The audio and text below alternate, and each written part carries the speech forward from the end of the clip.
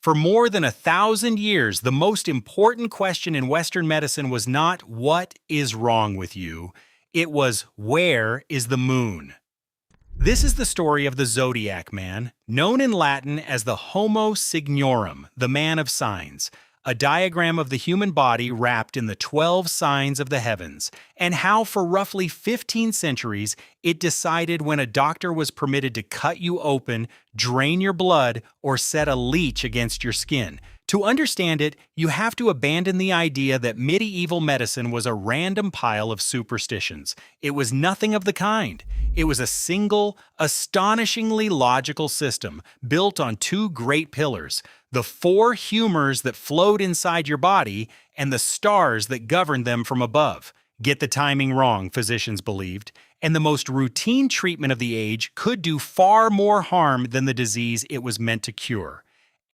Everything begins with the fluids. Long before anyone had seen a living cell or imagined a germ, the physicians of the ancient world settled on an idea so durable it would outlast the Roman Empire, the fall of Constantinople, and the invention of the printing press. The body, they said, was ruled by four humors: blood, phlegm, yellow bile, and black bile. The framework was first sketched in the Hippocratic writings of ancient Greece, then systematized, expanded, and stamped with near unquestionable authority by Galen, the Greek physician who served the Roman emperors in the 2nd century.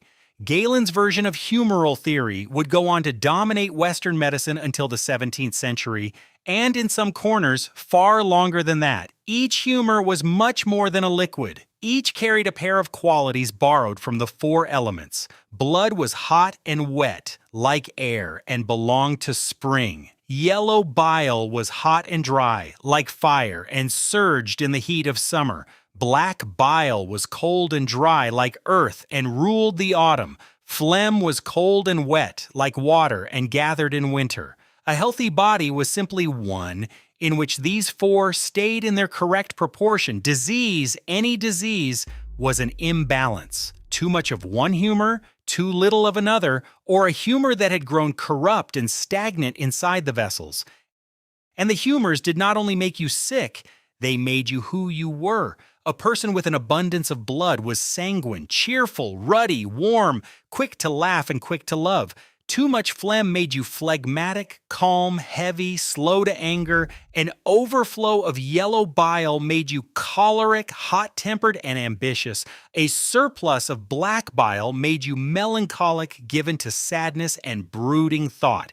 We still speak this language without realizing it. When you call someone good-humored or describe a friend as melancholy, or say a person is in a foul humor, you are quoting a medical theory that is 2,000 years old. This was the operating system of medieval medicine. Every diagnosis, every prescription, every stroke of the knife was an attempt to read a patient's humoral balance and coax it back toward equilibrium.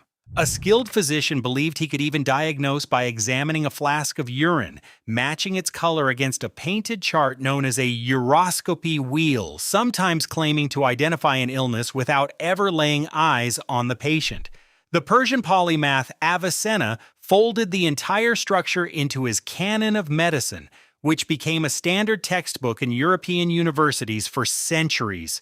Taught at the great medical schools of Salerno, Montpellier, and Bologna, the institutions that shaped a generation of European physicians. So when a medieval doctor looked at you, he did not see organs and tissue. He saw a delicate, shifting ecosystem of four fluids, and his whole purpose was to keep them in balance. Which brings us to the most direct tool he possessed: removing the fluid itself. If illness was an excess, and very often the physician decided it was an excess of blood, the dominant humor, then the remedy was obvious: open a vein and let the surplus out. This is bloodletting, and it is almost impossible to overstate how central it was to the entire era. For most people in the Middle Ages, bloodletting was not a desperate last resort. It was the default treatment, prescribed for nearly everything: fevers, headaches, plague, madness, even corns on the feet. It was performed not only on the sick but on the healthy as a kind of seasonal maintenance to stop the humors from building up dangerously. Bloodletting was, in fact, the single most common surgical procedure in the Western world for over 2,000 years, from antiquity all the way to the close of the 19th century. There were several ways to do it, and the choice mattered. The most common was venesection, opening a vein directly with a small blade called a lancet, usually at the arm. There was cupping, which drew blood toward the surface, often over skin that had first been scratched. And there was the most delicate method of all, the leech. Which method you used, and above all, which vein you opened, carried enormous weight. Medieval physicians relied on a companion diagram to the Zodiac Man called the vein man, or Homo venarum, a figure of the body marked with dozens of precise bleeding points, each one tied to a particular organ or ailment. Bleed from the wrong vein, and the theory said you might drive the humors in exactly the wrong direction. Here is one of the genuine oddities of medieval medicine. The university-trained physician, the learned man who read Galen in Latin and calculated the heavens, was frequently not the one holding the blade. Prescribing bloodletting was an intellectual act. Performing it was manual labor, and in the medieval mind, those were very different things with very different status. So the actual cutting often fell to the barber-surgeon. After a church edict formalized at the Council of Tours in 1163 discouraged monks and clergy from shedding blood, the trade settled firmly with the barbers, who already had the steady hands and the sharp razors. And that is the true origin of the red and white striped pole that still turns outside barbershops today. The red for blood, the white for the bandages, a quiet relic of medieval medicine hiding in plain sight on the modern high street. And then there were the leeches. Leech therapy was bloodletting sharpened to a fine point. A lancet opens a vein, and the blood comes fast and general. A leech draws slowly, locally, from exactly the spot where it is placed. For delicate regions, around the eyes, along the gums, over internal inflammations, a blade could never safely reach. The leech was the precision instrument of the humoral toolkit. A practitioner could fix a single leech to one carefully chosen point and draw off a small, controlled measure of blood from precisely the area the theory said was congested. The logic ran along the very same rails as every other treatment. Physicians drew a careful distinction between pulling blood away from a troubled region to relieve it and coaxing it from a neighboring site by gentler means, and leeches were ideal for that gentle, localized work. They were valued enough that, in the centuries to follow, they would be harvested by the hundreds of millions across Europe to feed the demand.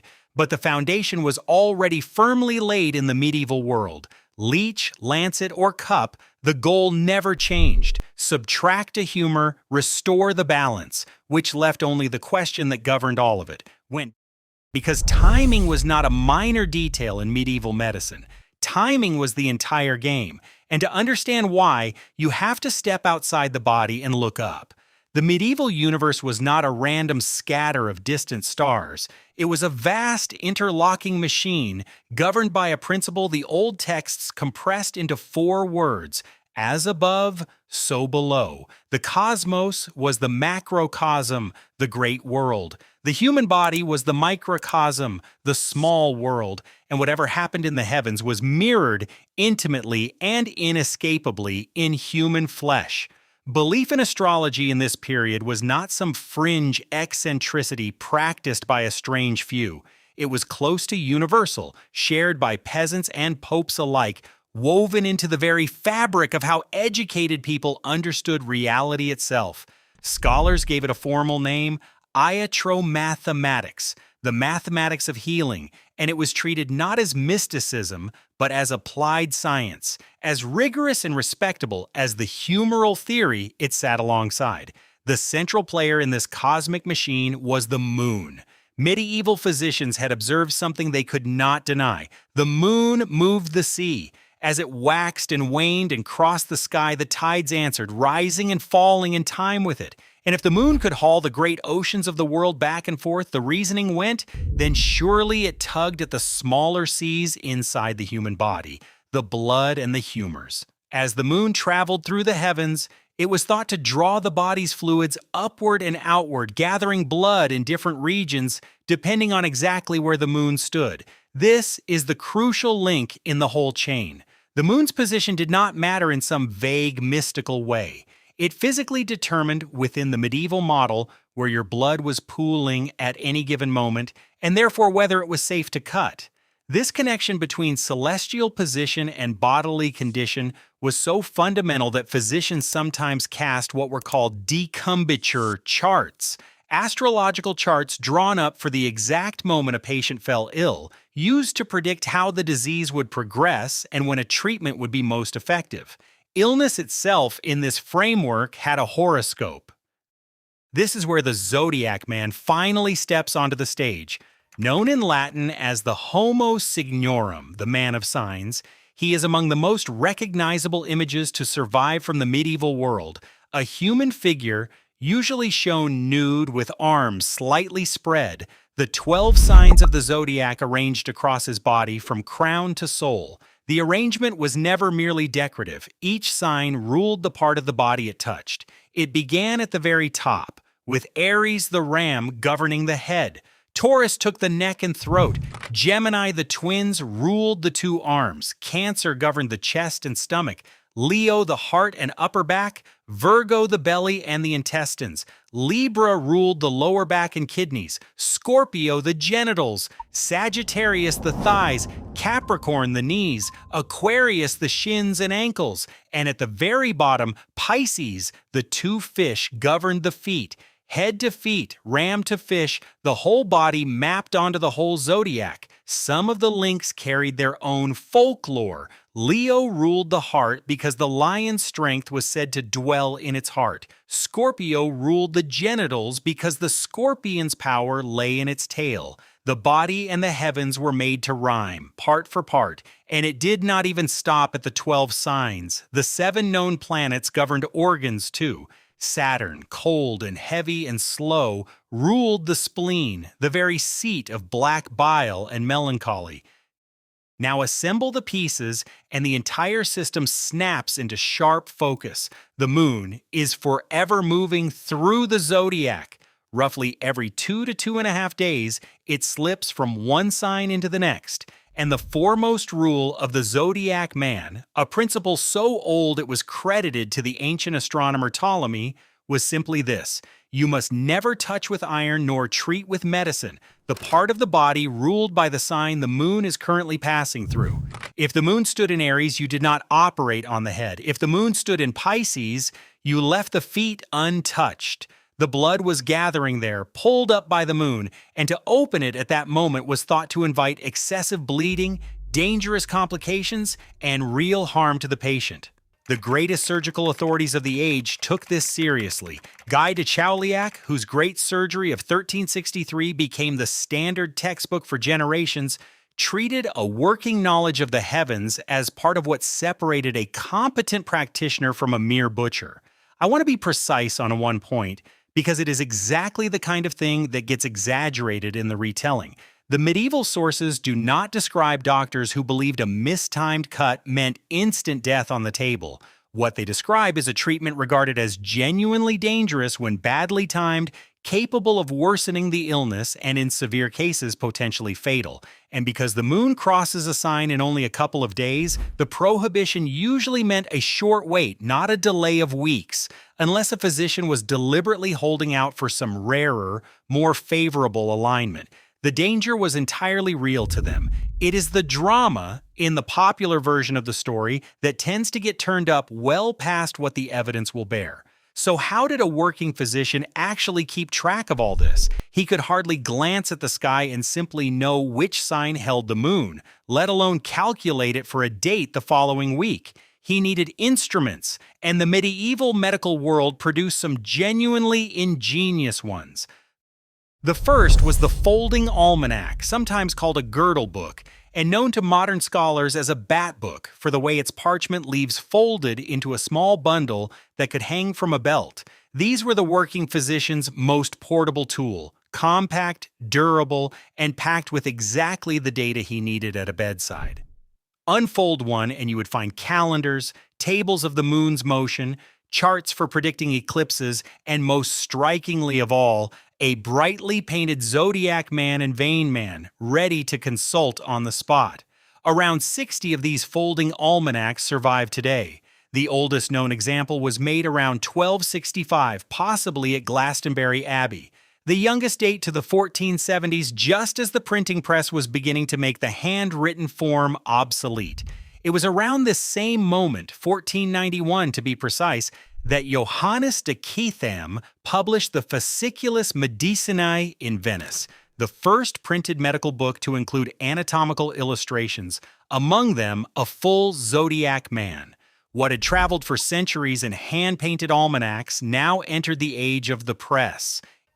In the 1380s, two English astronomers, Nicholas Lynn, who worked for John of Gaunt, and John Summer, a Franciscan friar in the service of Joan of Kent, were each commissioned to calculate the future positions of the heavenly bodies year by year across long cycles beginning in 1387, 1406, 1425, and 1444.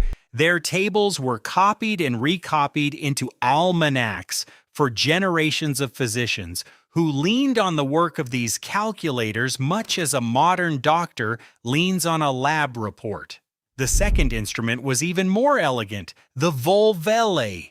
A volvelle was a set of rotating paper or parchment discs, layered and pinned through the center, that a physician could turn to compute the moon's position in the zodiac for any given moment. It was, in effect, an analog calculator built from paper, a small working model of the heavens you could spin with the fingertip. With his almanac and his volvelle, the physician became the man who could read the cosmos itself. He would fix the moon's sign, consult the Zodiac Man to see which body parts were off limits, check the vein man for the correct bleeding point, weigh the patient's urine against the uroscopy wheel for a final reading of the humors, and only then decide whether to reach for the lancet. And there was theater in this too. Picture being a sick, frightened, illiterate patient, watching your physician unfold a beautiful painted chart, spin a wheel of discs, study the night sky, and deliver his verdict. The sheer ritual of it, the diagrams, the calculations, the invocation of the distant stars marked him out as a man of profound and inaccessible knowledge, operating on a plane you could not begin to follow. The astrology was medicine, yes, but it was also authority. It was the visible proof that your doctor knew things you never could. The system had its refinements and its mercies, and they reveal how seriously the whole structure was taken. Not everyone was bled. Children, pregnant women, and the elderly, generally those past 70, were usually spared the lancet, their bodies judged too fragile to give up blood safely. The season counted as much as the moon. Spring, with its mild and moist air, was widely held to be the best time of year for a preventive bleeding, while the humoral surges of high summer and deep winter demanded different caution. A physician timing a single treatment was, in truth, juggling all of it at once: the patient's age, the season, the specific ailment, the right vein, and above everything, the restless position of the moon against the turning wheel of the signs. So did any of it actually work? By the standards of modern medicine, bloodletting was, for the overwhelming majority of conditions, useless at best and actively harmful at worst, draining strength from the very patients who needed it most. The astrological timing that governed it rested on a model of the cosmos we now know to be simply wrong. From where we stand, it is very easy to look back and laugh. But that is precisely the wrong lesson to take from the Zodiac Man. Because the thing that should genuinely strike you is not how foolish the system was, it is how coherent it was.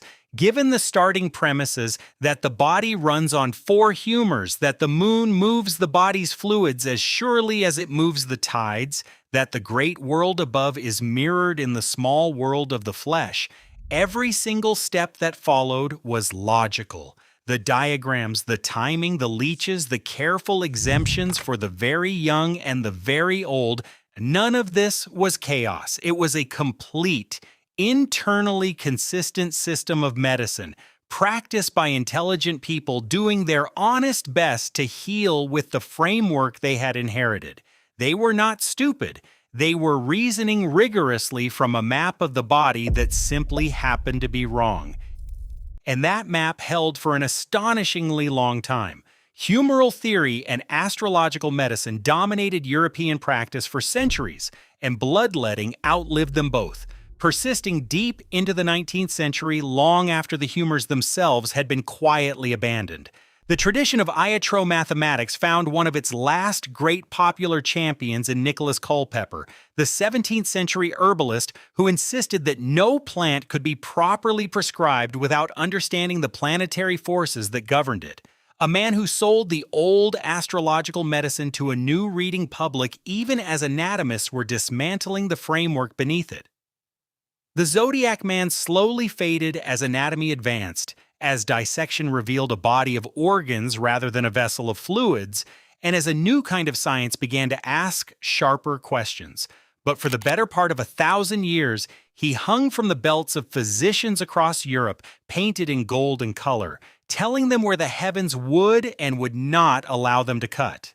We no longer ask the moon's permission before surgery, but the next time you pass a barber's pole, or call a quiet friend melancholy, or describe yourself as being in good humor, spare a thought for the Zodiac Man, the Homo signorum, and the vast, intricate logic he represented. The system that produced those small phrases shaped how human beings lived and died for 50 generations. And in the end, it all came down to one simple, deadly serious question. Not what is wrong with you, but where. Tonight is the moon.